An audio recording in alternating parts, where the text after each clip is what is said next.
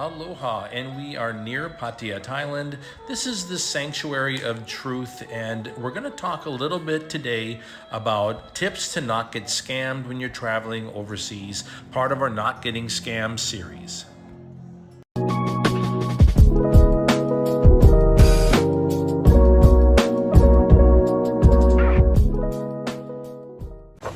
Aloha, and we are taking a break right here by the Temple of Truth.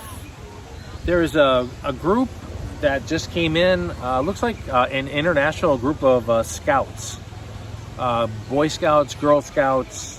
It looks like from maybe several different countries. So it's kind of an interesting day here at the Temple of Truth. They have kind of a massive group going around. You can see a couple of them wandering behind me here.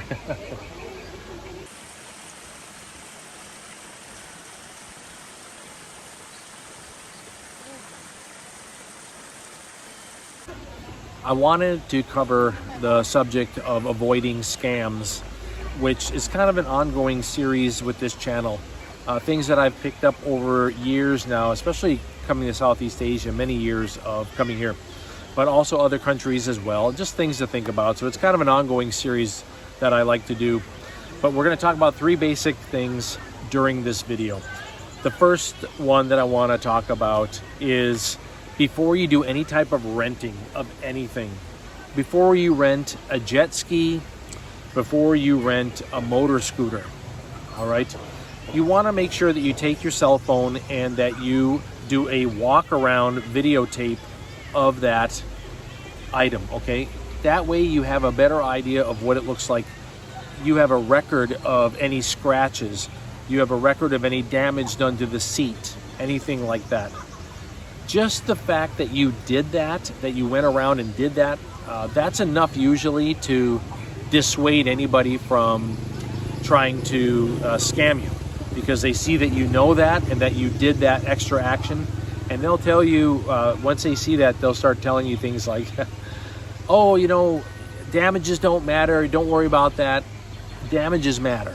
Okay, and if they say that something is damaged on that scooter or that jet ski, they're going to charge you 5,000, 8,000, 10,000 baht for that repair.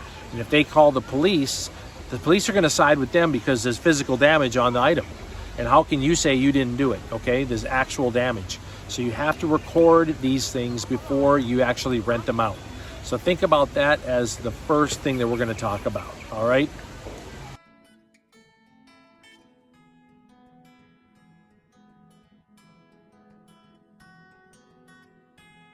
The next thing that I want to talk about is going to be taking control of the bill, okay?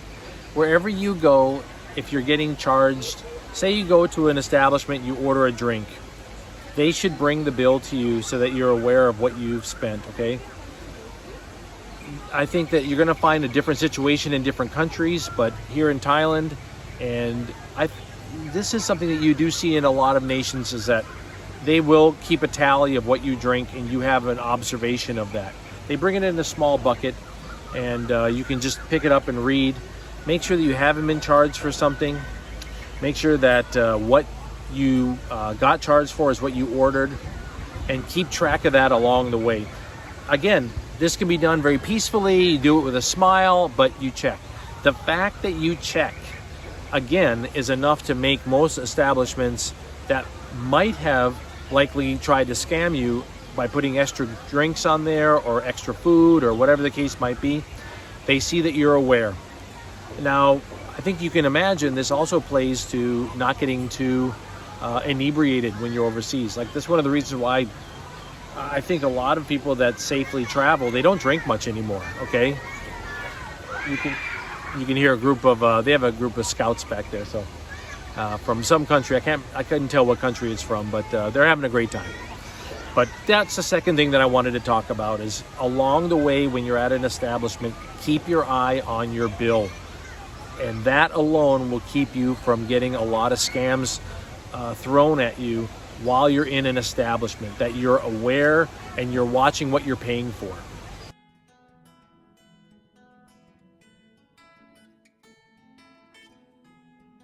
The third thing that I want to talk about is maintaining control of your passport. when I go to a hotel, pretty much anywhere you go, they're going to want some form of ID. They usually want a credit card as well for any type of damages. The same thing that you have in the West. They want ID, and they want some sort of information on like a credit card. That's exactly what I find here in Thailand. One of the extra things that you'll see here in Thailand is that they'll photocopy your passport. That is because they have to inform the government as to where you're staying. That's just a Thailand thing. They want to know where people are staying, what hotel they're staying in. Just keeping track of tourists, keeping track of where people are, in case they need to get in touch with you, or in case they need to find you in a hurry, okay? That's something that is no problem. It's quick and easy, and after they get done, they should hand that passport back to you. Years ago, there was a few establishments that would hold on to your passport, and they would say, we're going to keep your passport locked up here. That just never worked for me. I never allowed it, never worked for me. I just, with a smile, would say, okay, if that's the rules, then I'm going to leave. Okay, this is one of the reasons why I wouldn't book a hotel online before I would go anywhere, is because of that issue. I want to be able to just walk out the door. Now, I have not noticed that anywhere, and I'm curious in the comments section, if there's a hotel that you still know of that is still collecting passports in Thailand, you know, put it in the comment section so we know. I'm staying at a different hotel every couple of weeks, sometimes every week. Whoa, there's a giant bumblebee just went by me. Prehistoric bumblebee just went by me. I try to stay at different establishments all the time because I like to do hotel reviews, okay? So I'll stay someplace for 7 days, basically, and then I'll do a review of the hotel. I make sure that it's where they are going to, no problem, photocopy my passport, but I want my passport back.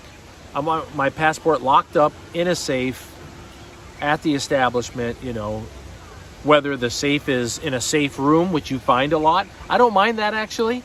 Or whether the safe is in one of the drawers in your hotel room. Either way works fine for me. So those are the three things I wanted to talk about. Let me know if you've had issues with these. Put it in the comment section, because a lot of people that are getting ready to travel this year, 2023, I think they're really trying to get as much information as possible before they go. That's why I'm trying to do these Don't Get Scammed series. Just things that I've learned over the years, and I want as much feedback as possible and ideas for other things to include in a video as well, so I don't forget something, okay? But overall, that's what I wanted to talk about today. You know, I'm really enjoying this vacation. This has just been a beautiful trip, and I hope that all of you are doing well. I'll keep you updated on the next destination, and of course, as always, you'll be coming with me when we travel to the next country. Aloha, and we will talk again.